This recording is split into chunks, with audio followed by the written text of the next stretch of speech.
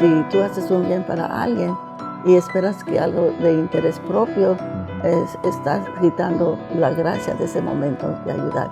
Y otra cosa que uno no tiene que esperar hasta que uno le pida la ayuda. Si uno mira que hay una necesidad de alguien, uno tiene la obligación de ayudarle a esa persona, no tiene que esperar que le pida la ayuda, ¿no?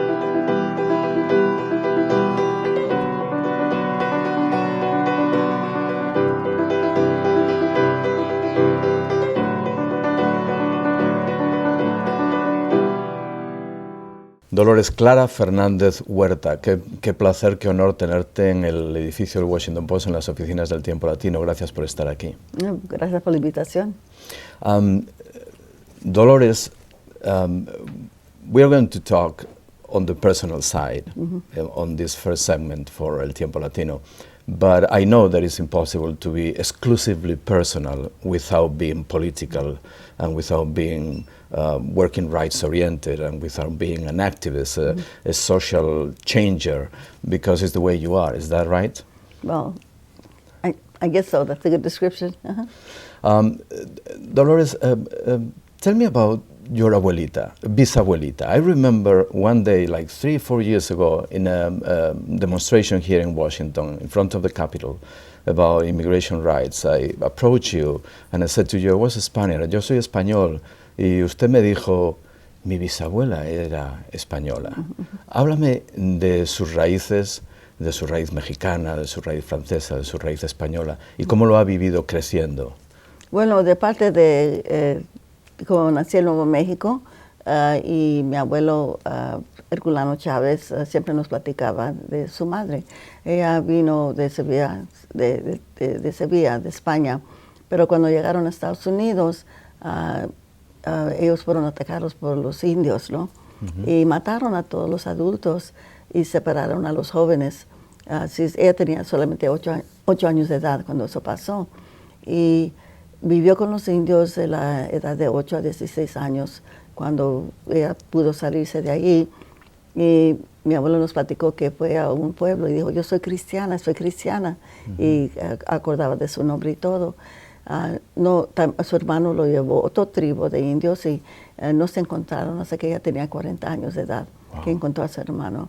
Y así es que teníamos toda esa historia. Y mi abuelito también, que nació en Nuevo México, también él fue secuestrado también con los indios de Jerónimo, cuando tenía 12 años de edad y vivió con ellos por un año, ¿no? Tenemos toda esa herencia de el mundo nuevo, se puede decir, pero en esa parte como era parte de México. Así es mi abuelito, aunque era bien güero, él siempre decía que era mexicano. Hasta el tiempo que él murió, dice, yo soy mexicano, ¿no? Y gracias a él, a mi abuelo, y esa herencia que nosotros de chicos hablábamos los 2 idiomas. Claro. Y él siempre insistía que teníamos que hablar los 2 idiomas. Así es que yo viví en Nuevo México hasta que tenía los 6 años, cuando mis padres se divorciaron. Mi papá, mis abuelos eran de México. Él también nació en Nuevo México, en un pueblo minero, en el norte de Nuevo México, que se llama Dawson, cerca de la frontera de Colorado. Dawson. ¿Nació usted también? Sí, y nació también. Después, cuando mis padres se divorciaron, mi mamá nos llevó para California. Pero siempre la cultura de Nuevo México siempre me gustó mucho y me gusta todavía, y siempre me gusta con orgullo decir que soy de Nuevo México, ¿no? Es una cultura además de multicultural, es una cultura que hoy se llamaría global, pero Dolores Huerta es una mujer global antes de que esa palabra se inventara.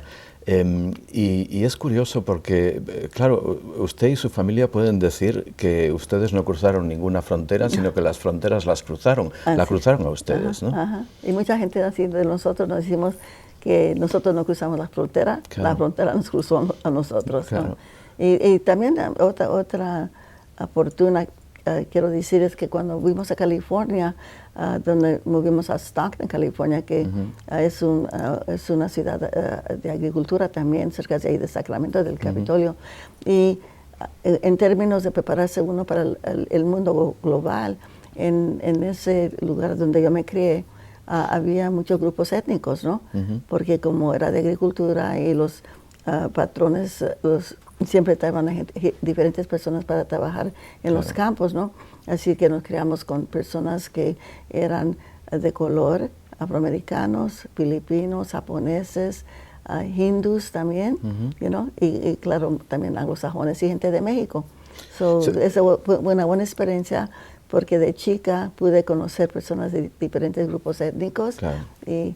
¿Se puede decir que ese encuentro con esa realidad, que la transferencia, la emigración hacia California, es lo que empieza a avivar la conciencia social en Dolores Huerta? Hábleme de esos tiempos. Todo el mundo conoce a la Dolores Huerta activista, a la Dolores Huerta unida a un personaje histórico, igual que usted, como César Chávez.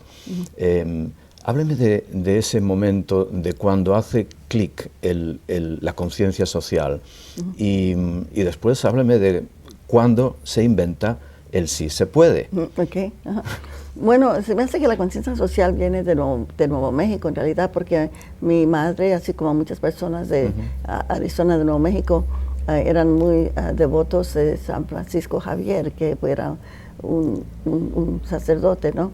Que también él seguía mucho las enseñanzas de San Francisco Assisi. Claro. Y toda la idea de que uno tenía que servir al prójimo, de servir a la persona en necesidad, hacer lo que uno podía hacer para ayudar al prójimo también, sin esperar ninguna gratificación. Porque como me decía mi madre, que si tú haces un bien para alguien y esperas que algo de interés propio, estás quitando la gracia de ese momento de ayudar. Y otra cosa, que uno no tiene que esperar hasta que uno le pida la ayuda.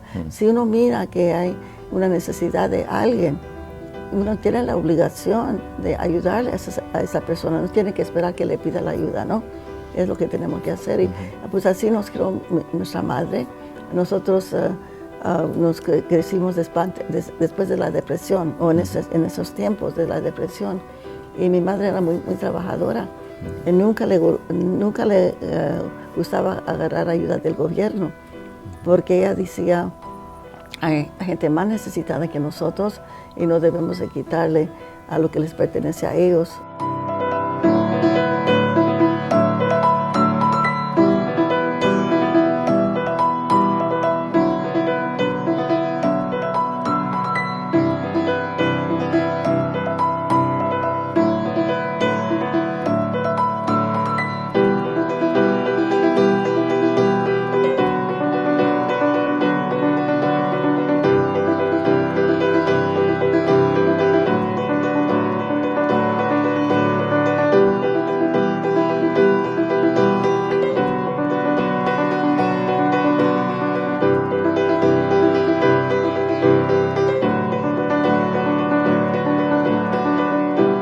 Y salió, yo digo, del universo, ¿no? Porque lo que pasó es que César estaba haciendo su segundo ayuno de 25 días, hizo su primer ayuno en Delano, para que la gente no volteara la violencia, porque ya teníamos la huelga, que ya tenía 3 años que estábamos en la huelga y no la habíamos ganado. El ayuno cuando viene Robert F. Kennedy. Cuando vino Roberto Kennedy para terminar ese ayuno.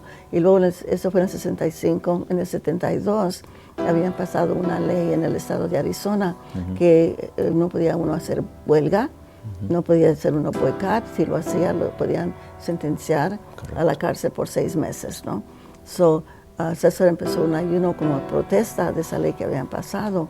Y yo fui a hablar con algunos profesionales latinos ahí, y para pedirles que nos ayudaran. Eran personas de negocio, abogados, que se juntaran con nosotros. Y ellos me dijeron, no, ustedes allá en California pueden hacer todo eso, pero aquí en Arizona no se puede. Y mi respuesta a ellos es, sí se puede en Arizona. Y esa noche, cuando fui a la junta y les di el reporte de lo que estábamos organizando, y cuando les dije esa frase, sí se puede, toda la gente brincó, empezó a aplaudir, todo, sí se puede, sí se puede. Y así salió la frase. Por eso digo que salió del universo, ¿no? Salió del universo y ahora está también en una película.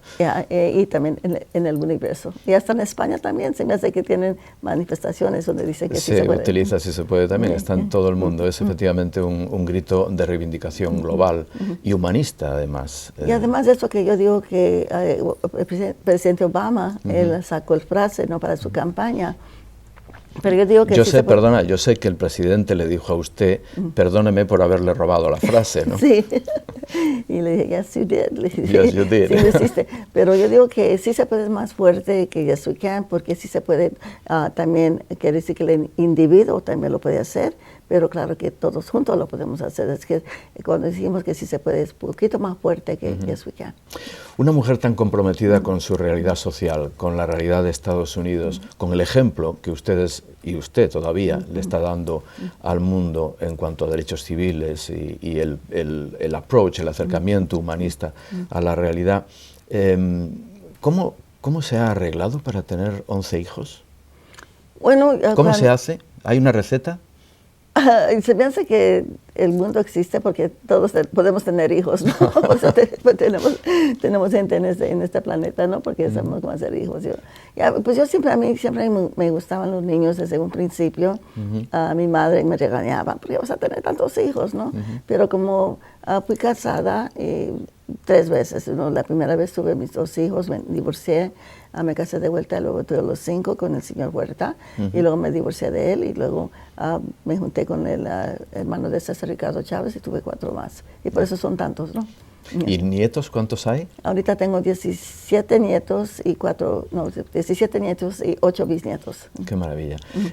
No vamos a hablar de política ahora, aunque va a ser inevitable porque voy a leer algo que usted dijo no hace mucho, y a mí me pareció tremendamente impactante e incluso preocupante. Usted dijo, many of the issues that we fought and won in the civil rights movement have been rolled back. This is strong. Ya, claro. Bueno, podemos empezar con la reproducción, derechos de reproducción de las mujeres, aunque yo tengo 11 hijos, soy feminista. Estoy en la mesa del grupo que se llama La Mayoría Feminista. Ya tengo como más de 20 años en esa mesa. Y yo creo que cada mujer y cada familia tiene ese derecho de determinar qué tantos hijos quieren tener. Entre mis hijas y mis hijos que tengo yo, algunos tienen 1, unos tienen 2. Una de mis hijas no tiene 0, nunca va a tener hijos. Esa es su decisión de ella, ¿no? Claro. Y es importante, yo creo que para la libertad de las mujeres, que ellas pueden tener ese don de determinar qué tantos hijos van a tener. Permítame terminar con una curiosidad y con una pregunta. ¿Cómo se siente un ser humano glorioso, si me permite la expresión, como usted, cuando es parte de un museo? Bueno, uno se siente, es bonito tener ese reconocimiento, pero en realidad sabemos que vienen a las espaldas de muchas personas, ¿no?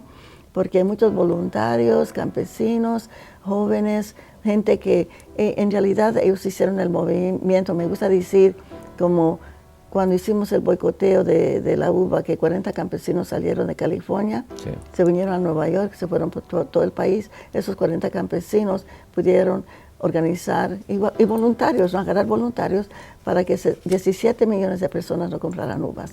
Y para traer a los rancheros, a los dueños de las empresas agrícolas a la mesa, ¿no? Uno agarra el reconocimiento, pero esas espaldas de mucha gente. 5 campesinos mártires del movimiento que mataron, ¿no? Y uno agarra ese reconocimiento, pero los logros que se hicieron fueron por tanta gente que ayudó, personas en las ciudades, jóvenes que dejaron sus estudios para venir a ayudar, ¿no? Pero siempre es hermoso reconocer a todo un movimiento, aunque solo sea en una persona como usted. Usted es parte de la historia de este país, usted es parte del Smithsonian Institution y tiene la Medal of Freedom. Ya, pues soy muy bendecida, pero como digo, fue porque muchas personas fueron los que trabajaron para lograr todo esto. Dolores Huerta, un placer, un privilegio tenerla aquí. Muchas gracias por todo lo que usted hace. Gracias a usted.